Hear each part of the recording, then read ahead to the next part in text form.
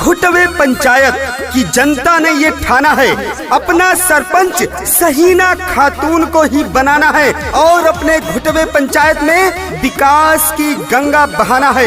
आपके भाई, आपके बेटे, आपके चहेते डॉक्टर फजल भैया भी चल पड़े हैं कदम से कदम मिलाकर आपका साथ देने, आपके घुटवे पंचायत में विकास की गंगा बहाने, आपके गांव को स्वच्छ और सुंदर बनाने। आप भी आइए और सहीना खातून जी का साथ निभाइए, अपने ग्राम पंचायत घुटवे पंचायत का सरपंच बनाइए। गायक कबीर मृदुल। घुटवे पंचायत की जनता ने अपने मन में ठाना, सहीना खातून को अपना है सरपंच बनाना।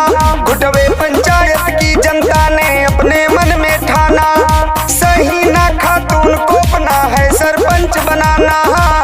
जीत के चुनाव नया राम करेंगी, सहीना खातून काम करेंगी।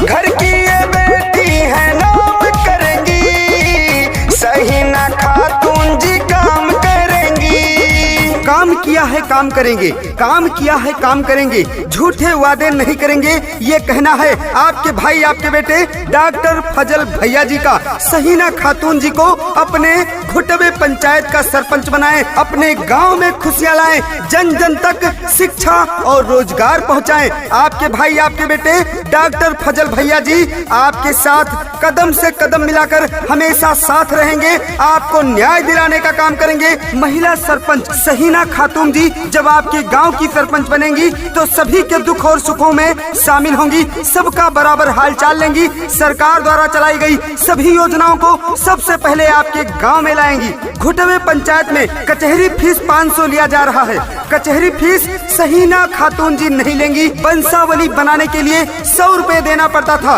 अब वो भी नहीं लगेगा। गाली गलौज और झगड़ा नहीं करने देंगे, सबको इंसाफ दिलाने का काम करेंगे। फोन करने पर भी लोग नहीं मिलते थे, हम बराबर गरीबों से मिलने का काम करेंगे, उनके दुख और सुख में शामिल होने का काम करेंगे। जगह जमीन पर झगड़ा नहीं होने देंगे, जगह जमीन पर हम विचार करने का काम करेंगे। कचहरी नहीं बना, हम कचहरी बनवाएंगे अपने ग्राम सभा घुटवे पंचायत में। तो हाँ मेरे भाइयों, आने वाले सरपंच के चुनाव में एक महिला ईमानदार सरपंच पद की प्रत्याशी सहीना खातून को अपने घुटवे पंचायत का सरपंच चुने।